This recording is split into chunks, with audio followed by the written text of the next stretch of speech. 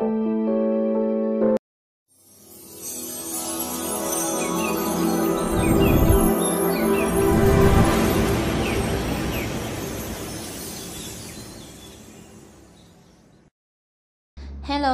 Liệu xin chào bạn. Chào mừng bạn đến với kênh móc len của Dương Liệu Handmade. Video này Liệu sẽ hướng dẫn bạn móc một mẫu ngôi sao gắn móc khóa rất là dễ thương và móc khá là nhanh, chỉ cần 15 phút là các bạn sẽ móc xong cái mẫu ngôi sao mini này. Rồi, thì để hoàn thành móc mẫu ngôi sao này, các bạn sẽ chuẩn bị cho mình len sợi tự do. Thì mình hướng dẫn các bạn là len miêu cô tông mắt đen loại 50g. Đó, các bạn sẽ chuẩn bị kim tương ứng. Thì mình hướng dẫn kim 2 đầu cán nhựa đầu 4/0. Thì các bạn sẽ chuẩn bị cho mình kim 2.5 hoặc là 3mm là nó sẽ tương ứng với cái dòng len này các bạn nha. Rồi, chuẩn bị thêm cho mình một chiếc kim khâu len để chúng ta khâu ráp nè, một chiếc kéo cắt len và những cái khoen móc khóa để khi mình hoàn thành xong mình sẽ gắn móc khóa vào để chúng ta sẽ treo cho nó lủng lẳng cưng nha. Rồi một ít bông gòn để chúng ta nhồi vào cái phần bông tạo hình cho nó thành một ngôi sao đều 5 cánh và 3D như thế này nha. Thì toàn bộ những nguyên liệu này Liễu đều có bán ở shop và mình để cái link ở dưới bài mô tả. Các bạn kích vào link Shopee và Lazada để chúng ta tham khảo những dòng len. Mình sẽ mua các dụng cụ để học móc mẫu ngôi sao đơn giản nhưng mà móc rất là nhanh này các bạn nha. Rồi chúng ta cùng vào phần bài học thôi nào. Đầu tiên các bạn sẽ lấy len và tạo cho mình một vòng tròn ma thuật. Móc lên cho mình một mũi móc xích. Rồi các bạn sẽ móc vào trong vòng tròn này cho mình bằng mũi đơn. 1 2 3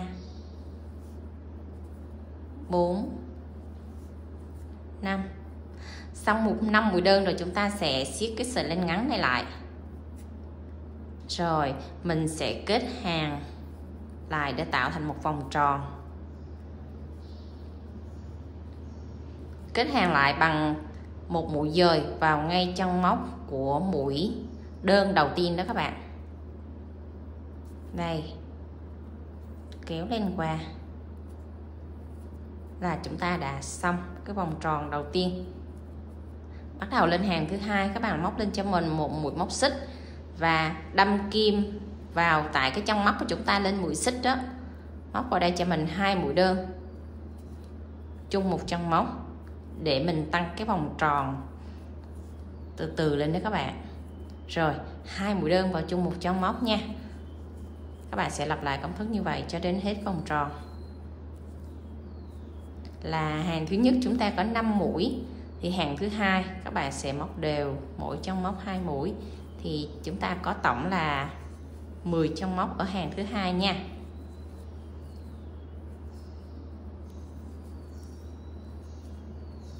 Rồi mình sẽ kết hàng lại cũng bằng một mũi dời vào ngay chân móc của mũi đơn đầu tiên này, mũi đơn đầu tiên đó các bạn nha.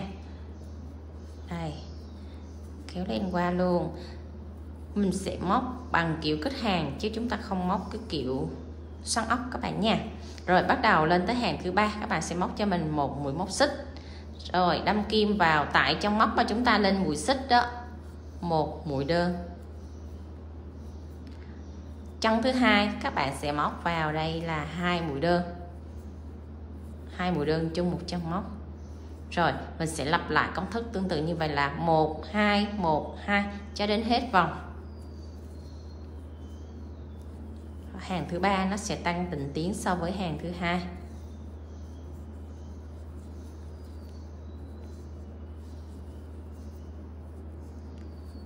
Hàng thứ ba chúng ta hoàn thành xong công thức 1 2 1 2 thì chúng ta sẽ có tổng là 15 chân móc nhé.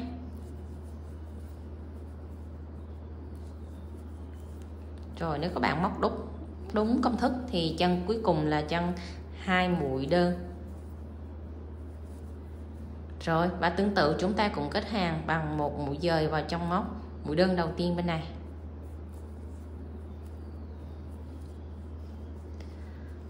Để lên hàng thứ tư thì các bạn cũng móc tiếp cho mình một mũi móc xích, đâm kim vào trong móc mà chúng ta lên mũi xích đó, một mũi đơn Trong móc thứ hai 1 mũi đơn, trong móc thứ ba 2 mũi đơn vào chung một chân móc. Rồi hàng thứ tư các bạn sẽ có công thức là 1 1 2. Rồi mình lặp lại công thức như vậy nha. 1 1 2 mũi đơn chung một chân móc. Rồi lặp lại như vậy cho đến chân cuối cho mình nha. Rồi mình đã móc đến chân cuối thì các bạn cũng kết hàng lại bằng một mũi dời cho mình nè. Rồi mình đã móc xong 4 hàng, là chúng ta sẽ có tổng là 20 chân móc. 20 chân móc này các bạn sẽ bắt đầu chia ra cái ngôi sao, tức là mỗi ngôi sao chúng ta có 4 chân móc, để các bạn sẽ chia ra đều là 5 cánh. Đây đó, 4 chân móc cho một cánh, 4 chân móc một cánh. Nếu các bạn mà muốn tăng size á thì các bạn sẽ có tăng từng tiến như vậy. Các bạn sẽ lên hàng thứ 5 thì hàng thứ 5 nó sẽ có công thức là 1 1 1 2. Cứ chân nào thêm 2 ở hàng dưới thì các bạn sẽ tăng lên thêm 2 ở hàng trên, thì chúng ta sẽ có 25 hàng móc. Thì 25 chân móc đó các bạn sẽ chia ra 5 ngôi sao, thì 5 cánh ngôi sao thì mỗi cánh ngôi sao là 5 chân móc, thì các bạn sẽ ước lượng cho nó vừa đủ. Đó, cứ các bạn muốn tăng size như thế nào thì các bạn cứ lấy cái số chân móc đó các bạn chia cho 5 là nó ra được 5 cánh ngôi sao. Thì trong 5 cánh ngôi sao đó các bạn sẽ phân bổ cho nó đủ chân móc, nó vừa đủ tròn 5 cánh ngôi sao là được nha. Rồi thì mình hướng dẫn cho các bạn hôm nay là size nhỏ thôi, không phải size lớn, size mà mình gắn móc khóa, cho nên là mình sẽ dừng lại ở hàng móc thứ tư này để chúng ta bắt đầu lên phần cánh nha. Rồi đầu tiên là móc lên cho mình một mũi móc xích để bắt đầu lên phần cánh ngôi sao nè. Tại trong móc mà chúng ta lên mũi xích đó, các bạn sẽ đâm kim vào trong móc đó một mũi đơn. Rồi mình đâm kim tiếp vào tại cái trong móc này, thêm cho mình các mũi móc như sau. Mũi tiếp theo là mũi nửa kép nha. Rồi tiếp tục tới mũi kép cũng tại trong móc đó luôn, là chúng ta có 3 mũi rồi nha. Bắt đầu mình sẽ hạ ngôi sao xuống chậm chậm, là mũi hạ xuống mũi nửa kép này, quắt lên tại trong móc này chúng ta móc xuống mũi nửa kép. Rồi cũng tại trong móc đó các bạn sẽ móc tiếp cho mình một mũi đơn. Đó, một trong móc các bạn sẽ có là 2 mũi đơn ở hai bên cạnh này, tới 2 mũi nửa kép, và cái mũi chính giữa là mũi kép. Tổng một trong móc là chúng ta có 5 mũi nha. Rồi các bạn sẽ chia 20 trong móc này thành 5 cánh ngôi sao. Thì ở đây có một trong móc, còn dư lại 4 trong móc, còn dư lại 3 trong móc còn lại thì các bạn sẽ dời cho mình là chân đầu tiên nè, một mũi dời nè, chân thứ hai một mũi dời, chân thứ ba một mũi dời.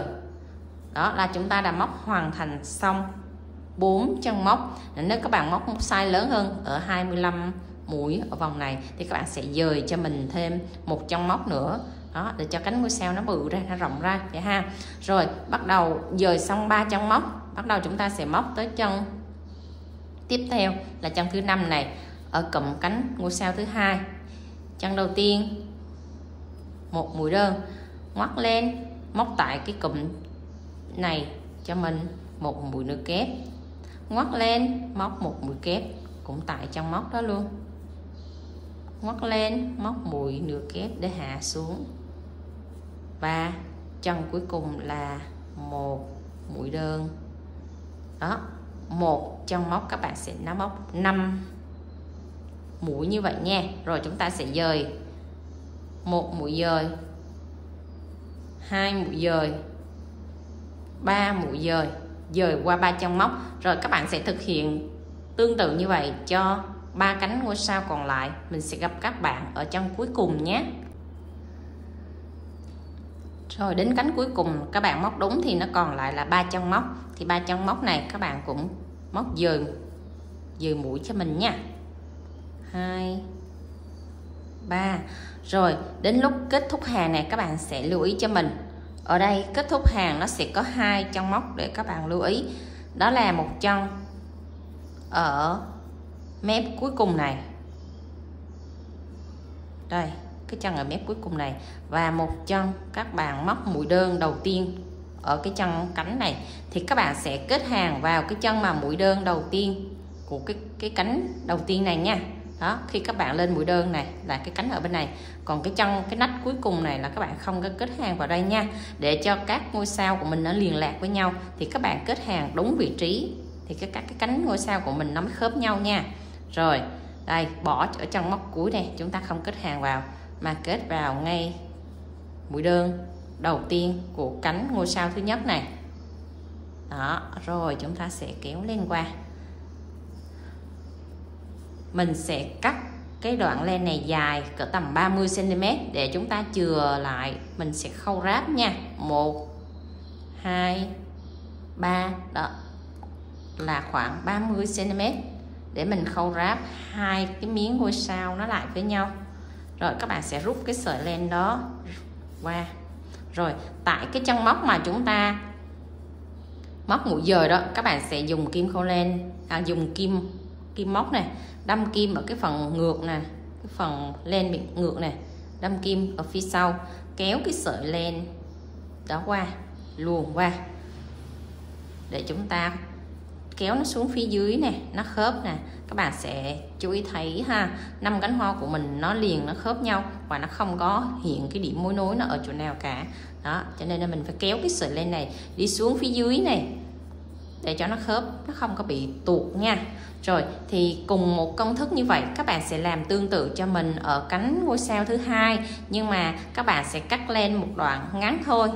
Đó, cắt lên một đoạn ngắn và các bạn cũng gút cái sợi len này xuống ở phần mặt ngược này.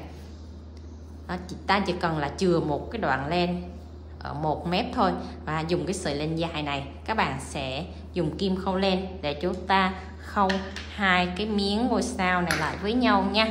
Rồi khi khâu á thì các bạn sẽ cho hai cái phần mặt thuận này nó ra bên ngoài, còn hai cái phần mà len ngược á, có cái sợi len dư này, các bạn sẽ áp nó vào bên trong. Đó, như vậy ha. Rồi các bạn cho kim khâu len vào và chúng ta sẽ khâu ráp hai miếng ngôi sao lại với nhau để nó tạo thành hình ngôi sao khối 3D đấy các bạn. Rồi thì khi khâu này các bạn sẽ lưu ý cho mình ở hai cánh ngôi sao này thì mỗi chân móc của chúng ta nó sẽ hiện ra hai mép len như thế này nha. Đấy, mép bên này và mép bên này. Thì khi khâu các bạn sẽ khâu cho mình là hai mép bên trong, tức là một mép len ở phía bên này. Đây, các bạn sẽ khâu một mép len bên này tương ứng với một mép len ở phía bên này. Hai cái đỉnh này nó phải khớp với nhau nha các bạn. Mỗi chân móc ở bên này nó phải khớp với một chân móc ở bên này để các ngôi sao, các cánh đó, nó phải đều với nhau. Đó, các bạn chỉ khâu một mép như vậy thôi nha. Rồi chân móc thứ hai các bạn cũng khâu tương tự, một mép len nè. Rồi bên đây cũng một mép len. Tất cả các chân móc các bạn đều khâu một mép len để cho nó tương xứng với nhau nha. Chân ở đỉnh các bạn khâu ở đỉnh, và chân ở phần mũi đơn các bạn sẽ khâu ở phần mũi đơn. Đó, các bạn cứ khâu tương tự như vậy cho mình ở tất cả các chân móc luôn, đừng bỏ sót chân móc nào các bạn nhé.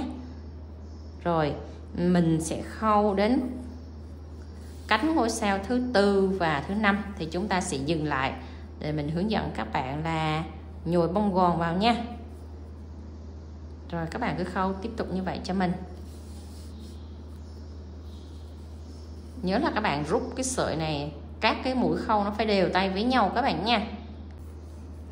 Rồi còn lại chính giữa cánh thứ tư và cánh thứ 5 các bạn sẽ nhồi bông vào nha.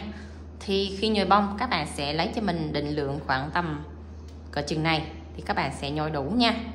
Rồi mình sẽ cho vào nè. Các bạn không có nhồi căng quá mà cũng không có nhồi ít quá thì cái ngôi sao của mình nó sẽ phòng không có đủ.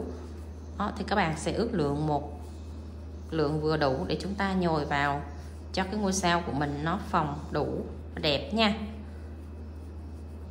Rồi khi các bạn cho đủ, các bạn phải để ý này, bông gòn nó phải nhét đủ vào trong 5 cánh ngôi sao này thì nó mới phòng đều ra, nó mới đẹp nha các bạn.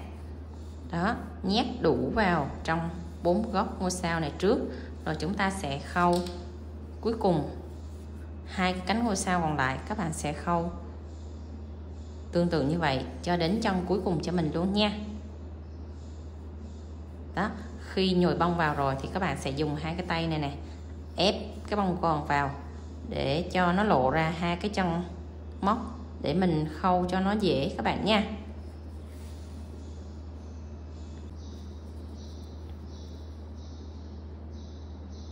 Đến chân cuối cùng này các bạn sẽ khâu tiếp giáp với chân đầu tiên, thì các bạn sẽ chốt lên cho mình tại cái vị trí chân cuối và chân đầu đó nha các bạn. Rồi xong rồi các bạn sẽ cho lên luồn qua đó, chúng ta chỉ chốt lên lại như vậy. Và nếu mà chắc chắn thì các bạn sẽ rút cho mình một đầu lên lại như thế này đó, hút chặt lại để cái phần len này khi mà khách hàng họ xài một thời gian á, cái lỡ cái sợi len nó có bung ra này nó cũng sẽ không tuột nha. Đó, các bạn sẽ chốt lại như vậy cho mình. Rồi chúng ta sẽ giấu cái sợi len này đi qua thêm 2-3 vòng nữa đó. Khi mình rút lại thì nó sẽ giấu ở trong cái mối nối và trong cái bông gòn này luôn, cho nên nó không có bị lộ đâu. Rồi các bạn sẽ vòng qua thêm cho mình 2-3 vòng để cho nó chắc chắn nha, cái sợi len của mình nó không có bị tuột nha. Rồi xong rồi các bạn sẽ cắt cái len thừa cho mình. Rồi mình sẽ hướng dẫn cho các bạn cách nắn chỉnh cho cái ngôi sao nó đều nè. Xong rồi ha, các bạn sẽ đẩy cho tất cả cái bông gòn nó dồn vào 5 cái cánh ngôi sao cho mình đó. Làm xong rồi mình phải có một cái thủ thuật là nắn như vậy nữa thì các cái cánh ngôi sao của mình nó mới tròn, mới đều, nó mới bằng ra đó. Chứ các bạn đừng có dồn bông vào ở với phần vị trí chính giữa quá thì cái cánh ngôi sao của mình nó sẽ không phồng đều đẹp các bạn nha. Đó, bóp cho nó đều ra như vậy là các cái cánh ngôi sao của mình nó đã tròn vừa đủ 5 cánh, nó không bị khuyết cánh nào nha. Rồi và thế là chúng ta đã hoàn thành xong một mẫu ngôi sao gắn móc khóa mini rất là cưng. Thì để gắn móc khóa thì các bạn sẽ chuẩn bị cho mình cái khoen móc khóa như thế này nha, và các bạn sẽ gắn móc nó vào cái vị trí này, vị trí trên đỉnh của ngôi sao này các bạn đó. Rồi thì cái cách gắn á, thì các bạn sẽ dùng cái kìm mà để chúng ta vẽ làm hoa đó, các bạn sẽ mở cái khóa này ra và cho nó vào 2 cái sợi len này và dùng cái kìm bóp cái phần móc khóa này lại là chúng ta có thể treo cái móc khóa vào cái vị trí đỉnh này là được nha các bạn. Rồi thì các bạn thấy video này hay, nhớ cho mình xin một like với nha, và để lại bình luận bên dưới nếu các bạn có thắc mắc hay chưa hoàn thành cái khâu nào, đoạn nào các bạn chưa rõ thì các bạn cứ để lại bình luận, mình sẽ trả lời cho các bạn trong thời gian sớm nhất nha. Bye bye các bạn, hẹn gặp lại các bạn ở những video sau. See you.